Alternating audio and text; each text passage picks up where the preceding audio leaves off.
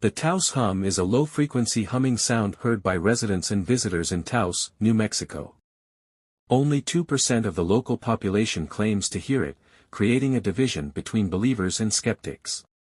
Various theories include industrial noise, military experiments, or even psychological effects.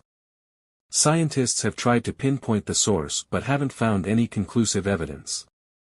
The mystery of the Taos hum continues, with some suggesting it could be a natural or even supernatural phenomenon.